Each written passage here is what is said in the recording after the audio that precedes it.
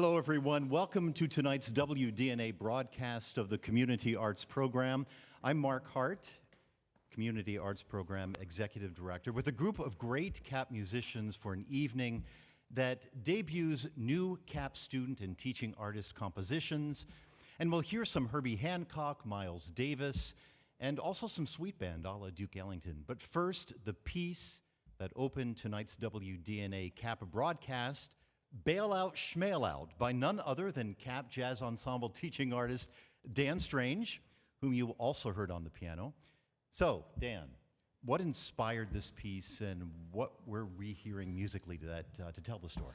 Okay, so, we'll start with the musical element first. What we were hearing was a 12-bar blues in minor, with a little hint of major, as I like to say, because you have to have the yin and the yang of the harmony, so to speak. And the inspiration was back in 2008 when the financial crisis happened and the markets tanked and the different companies that shall go nameless on the radio were getting bailed out. I thought, isn't that ridiculous? Constantly where the money is supposed to never go and always goes. And one of my friends actually said this. He kind of like bail out, schmail out. He was reading about it and just kind of said it like that with sort of that, play on word. And I said, that would make a great title for a minor blues. So hence it was born, Bail Out, Schmail Out lived to survive the financial crisis, so to speak. I say we name them. But thanks, Dan. A great piece to open. We'll talk a bit more in the broadcast about the importance of exposing CAP students to composition. But first, CAP student composer Dylan Michael. We'll hear his piece next called Thursday Morning. Dylan, why the title Thursday Morning? Well, my song's background is not as deep as Mr. Strange. I wrote it on a Thursday morning. Okay. Well, that's inspiring, huh? What will we hear musically to tell your story? Well, in this song, I took a different approach. I was inspired by early jazz legends like Charlie Parker, Miles Davis, and I incorporate a lot of 2-5-1s in this piece, a building block of the jazz harmony, something that I don't do often. That's something that I set out to do on this piece, was to create something in the style of maybe a 1960s, 1950s song. Mm-hmm. Good. So let's hear it. Here's Community Arts Program student composer and bass guitar player in tonight's CAP Jazz Ensemble, Dylan Michael, and his composition, Thursday Morning.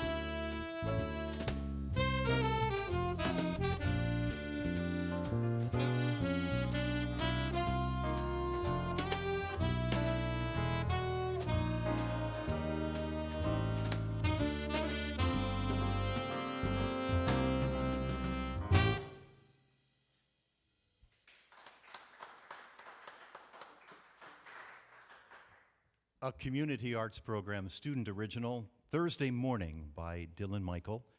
CAP Jazz Ensemble members led by CAP teaching artist Dan Strange. And Dylan, I'll take a lot of Thursday mornings like that. Thanks, that was beautiful.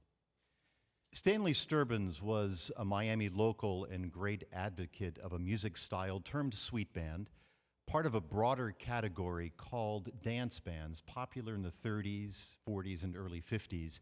The bands that interested Mr. Sturbins were those that highlighted couples dancing in ballrooms around the country. Tonight, in Mr. Sturbins' honor and to perpetuate the dance style sound of sweet band music, We have a 1940s Duke Ellington cap-arranged tune indicative of that sweet band sound. For a ballroom slow dance, here is Duke Ellington's I Didn't Know About You.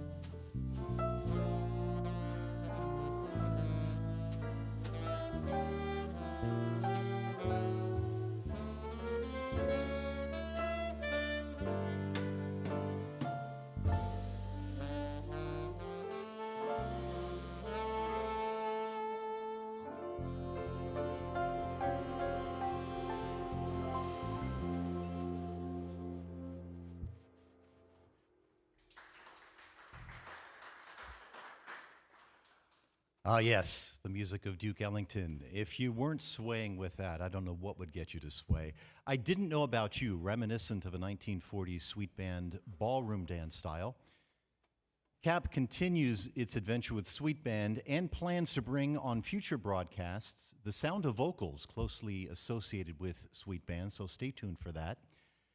We heard CAP Jazz Ensemble players Josh Achenbaum and Nikhil Gowda, saxes, Dylan Michael, bass guitar, CAP mentor, drummer Lucas Apostolaris, and CAP teaching artist Stan Strange at the keyboard. Nikhil Gowda, you're up. We have a piece by Nikki next on tonight's program on this WDNA CAP broadcast. It's a piece titled Mr. Nicky's Blues. So, Nikki, what jazz tunes inspired this piece? Hey, Mark. So it was really one tune in general, and it was Relaxing at Camarillo by Charlie Parker, and that's really my favorite blues, so I modeled it after that. Okay. And what did you learn while working on this piece? I learned how to incorporate some styles of the melodies into my solos and improv. Okay. So give us something for the audience to listen for. So the main thing while making the song, you guys should listen for the dynamics, the dynamic contrast. Probably the biggest part of this song. Okay. A lot of dynamic contrast. Okay. A lot of louds and softs. Yeah, And exactly. all right. Great. So let's hear it. Mr. Nicky's Blues, Nikhil Gowda's piece. And while Nicky is making his way over there, I do want to mention that these 4 players, 4 students within the Community Arts program and part of our composition program are 3 of over 100 students that come to us each week to study one-on-one instruments and have ensemble practices within our string groups and this jazz ensemble and a whole host of other things. So glad to have these students with us tonight, and we're ready to hear Mr. Nicky's Blues.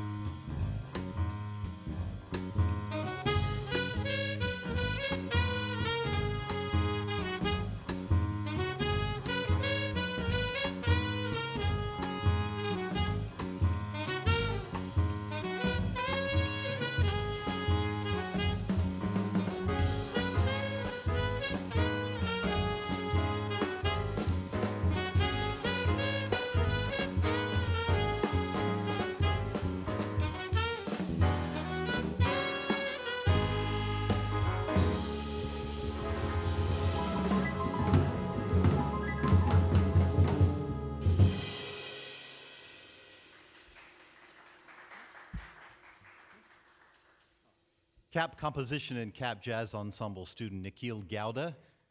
We just heard his Cap original, Mr. Nicky's Blues. Thanks, Nicky. It must be something to hear your compositions played and knowing they're being broadcast broad and wide. We have here Cap teaching artist Dan Strange and Cap mentor Lucas Apostolaris, two incredible musicians and long-term associates of the Community Arts Program. And I do mean long-term, Dan. We're going into well over. Is it that obvious? It's a little bit long, but it's been a great long term. They each certainly deepen the bench of learning for CAP students. On Monday evenings, CAP students delve into ensemble playing and composition with Dan Strange, reinforced through Saturday morning CAP harmony classes with CAP teaching artist Josh Bermudez. And the results, well, you heard that tonight. You hear them tonight. Dan, you have such a well-rounded, incredible approach with CAP students. Between gathering ideas, documenting those ideas through software within the classes, then guiding the sounds through students' instruments, what is the unique growth this brings to students?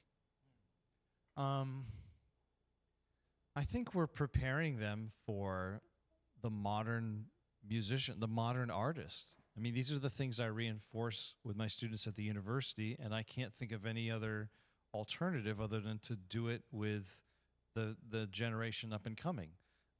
Because, you know, remember, and you're certainly an advocate for this, whether you end up going into studying the arts or deep diving it with a career or being involved in it somehow, you know, these early experiences are crucial to so many of your entrepreneurial and development choices as an artist, as a citizen, as a business person.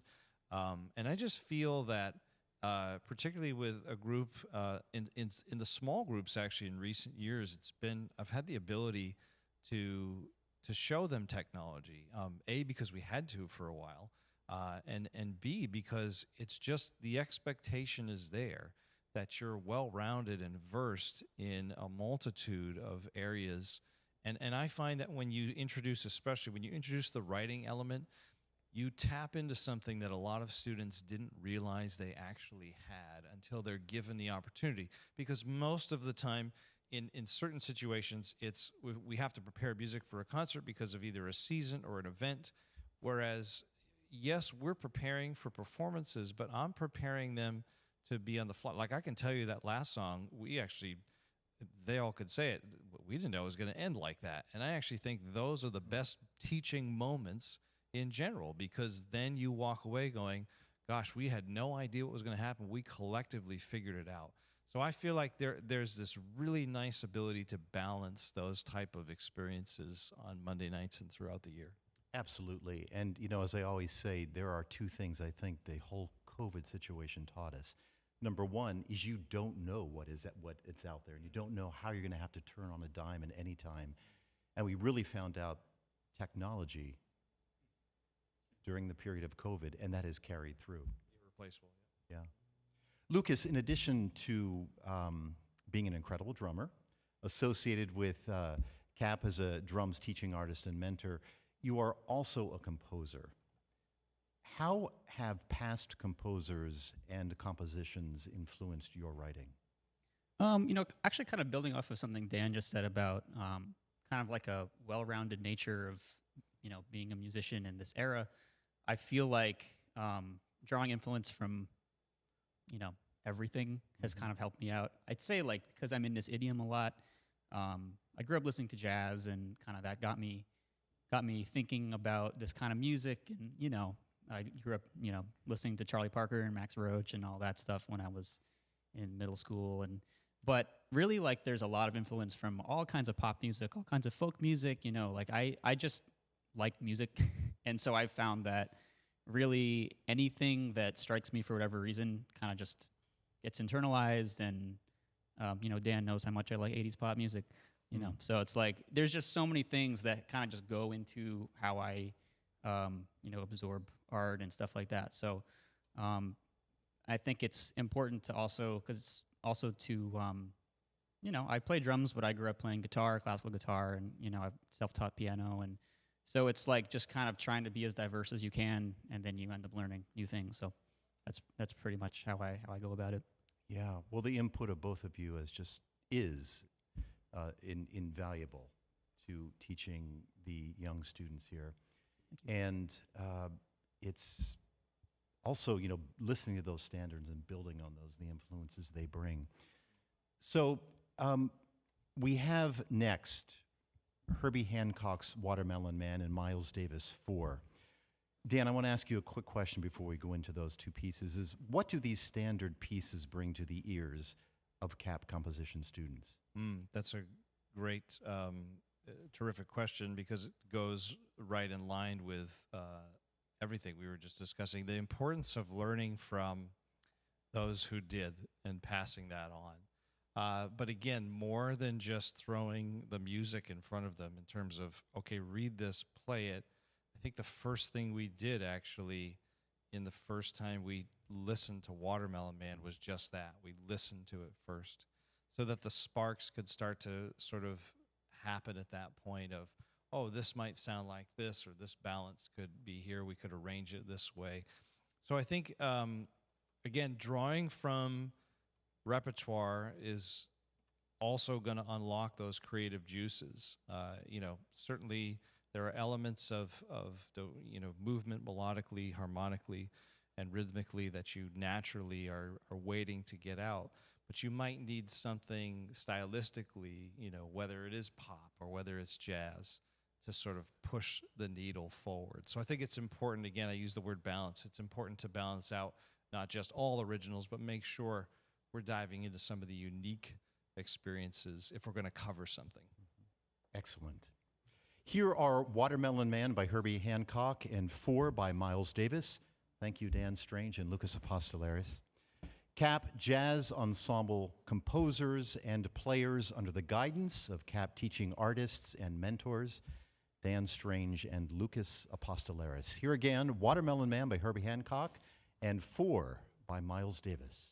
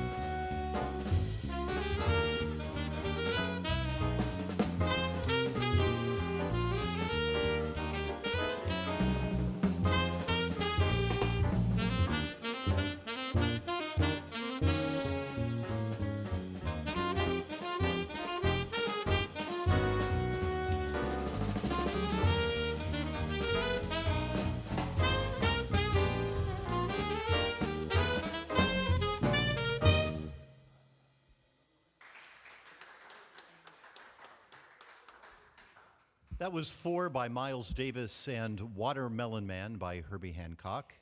CAP Jazz Ensemble composers and players under the guidance of CAP teaching artists and mentors Dan Strange and Lucas Apostolaris.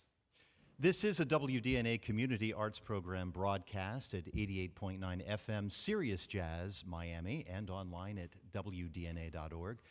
Thank you to our wonderful friends at WDNA. A shout out and gratitude to WDNA General Manager Howard Duperly and WDNA sound engineer Alex Aldridge. Thanks so much.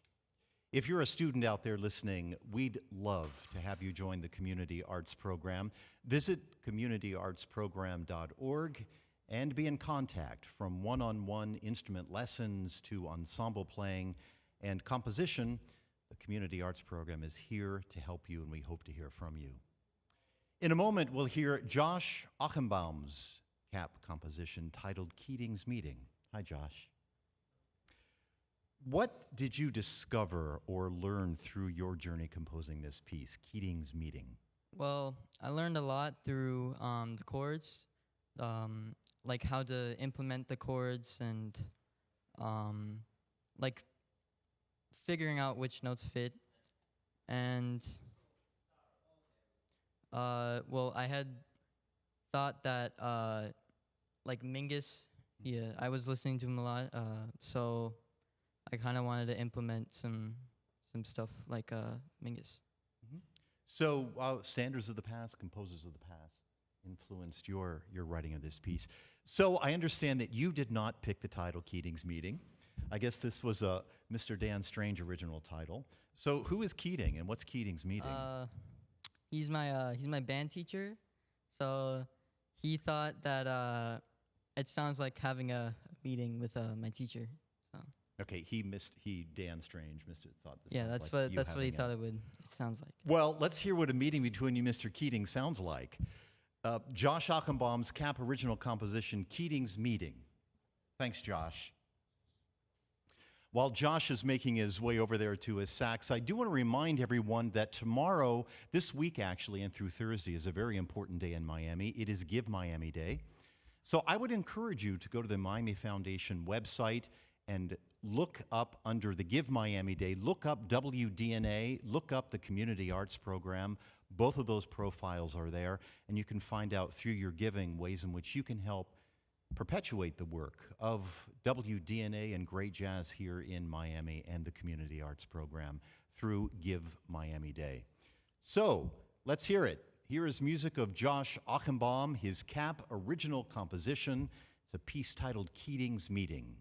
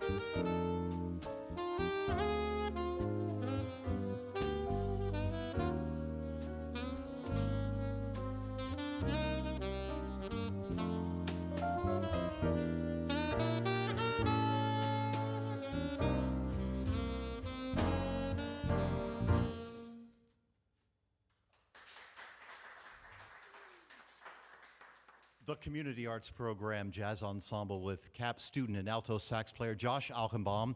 His original CAP composition, Keating's Meeting, the CAP Ensemble led by teaching artist Dan Strange, and also featuring CAP mentor drummer Lucas Apostolaris. So I can't think of any better way to go out tonight than with featuring our final composition by one of our students. And this is bringing Dylan Michael back and his piece called Photosynthesis. Dylan, tell us about this piece. Well, the main inspiration behind this piece is actually a song. It's called Havona by Weather Report. This is just an absolute classic of a tune. If you haven't heard it, please go listen to it after we perform, of course. Okay, good. Well, that's a good time to listen to it after we perform. Thank you, Dylan. So what did you learn throughout this process very quickly? I learned about anchor tones. You'll hear it in the melody. It's you can use context clues to figure out what I mean. Okay, very good. Well, we'll listen for those anchor tones then. Here is Dylan Michael's composition, Photosynthesis. Congratulations to tonight's CAP student composers, Josh Alchenbaum, Nikhil Gowda, and Dylan Michael. Wonderful work and continuing successes. CAP Ensemble and composition teaching artist Dan Strange, CAP mentor Lucas Apostolaris, CAP harmony teaching artist Josh Bermudez. You make the magic happen for CAP students. 3 integral players within CAP's 35-member teaching artists and mentors. For students listening and interested, find more at communityartsprogram.org. Contact us and join us. Here is Dylan Michael's original CAP composition titled Photosynthesis, taking us out on tonight's WDNA CAP broadcast.